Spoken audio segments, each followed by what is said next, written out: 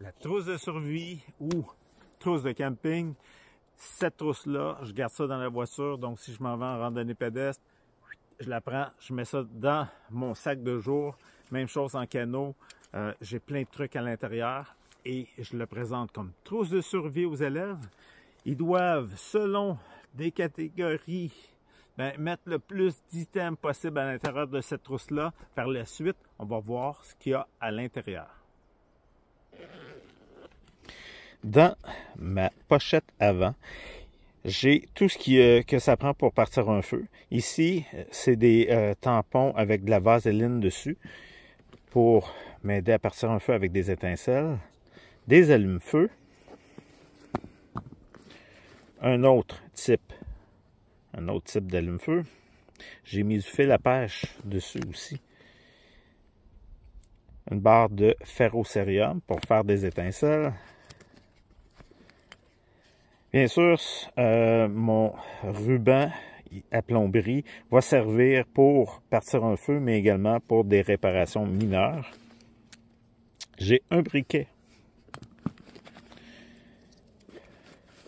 Attention, j'ai un autre briquet. Quand il y en a un qui est vide, je ne suis pas mal pris. J'en ai un deuxième. Également, quand j'en oublie un dans des poches. Une chandelle que je peux placer en dessous des branches pour faire un allume-feu, mais également pour m'éclairer. Une barre de magnésium avec du ferrocérium. Des allumettes. Et j'ai fait le tour de ma pochette avant, qui est uniquement pour le feu. Je vous présente la grosse pochette. Donc, je vous avise tout de suite, il manque des objets à l'intérieur. Il manque du fil à collet et également une couverture d'urgence, donc métallique, pour garder la chaleur. Ici, j'ai mes pansements avec un désinfectant à l'intérieur. Bien sûr, une lampe de poche, du ruban pour si jamais j'ai besoin d'aller explorer. Et j'en ai d'une autre couleur aussi. J'en ai du jaune et j'en ai du orange. Comme ça, si je fais la technique de l'étoile, et puis je m'en vais nord-sud, je vais prendre une couleur, et est-ouest, je vais prendre l'autre couleur. Un sifflet, pas seulement si je suis perdu, mais également en camping, je vais siffler un bon coup pour faire partir des animaux qui voudraient sauter après mon sac de bouffe qui est accroché après un arbre, par exemple. De l'huile à mouche, très, très important parce que notre ennemi numéro 1, c'est les mouches au Québec. Une canne de sardines ou peu importe ce que vous voulez comme nourriture pour l'huile qui est à l'intérieur, mais également pour le contenant afin de faire bouillir de l'eau. Mais encore mieux, j'ai une paille ici avec laquelle on peut boire directement dans un ruisseau. Un petit sac fourre-tout avec un sac de poubelle à l'intérieur qui peut servir comme imperméable également. Mais le sac de poubelle dans le sac fourre-tout, c'est pour transporter de l'eau si jamais j'ai perdu ma gourde ou j'ai oublié ma gourde. Une petite scie pliante, très pratique.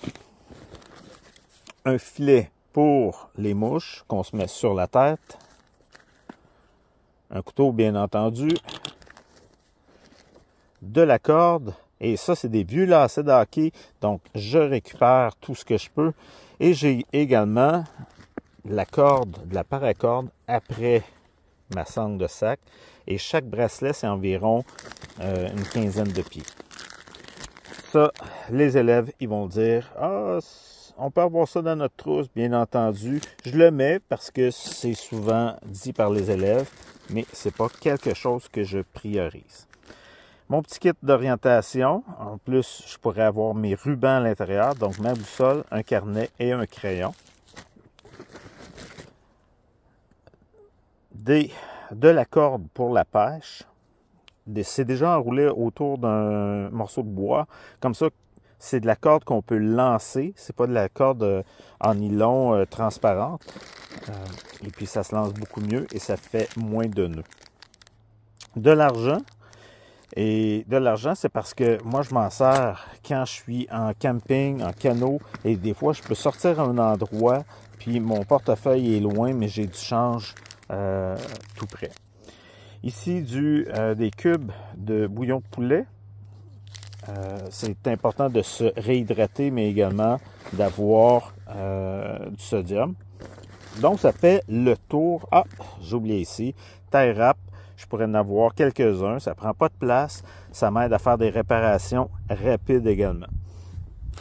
Donc, grosso modo, c'est ma trousse. Ah, j'ai oublié ici. Avec une flotte, je peux avoir des jigs à l'intérieur de cette pochette-là. J'ai des hameçons, mais habituellement, j'ai des jigs. Fait que quand il me manque quelque chose dans ma trousse, ça veut dire que je m'en sers de cette trousse-là.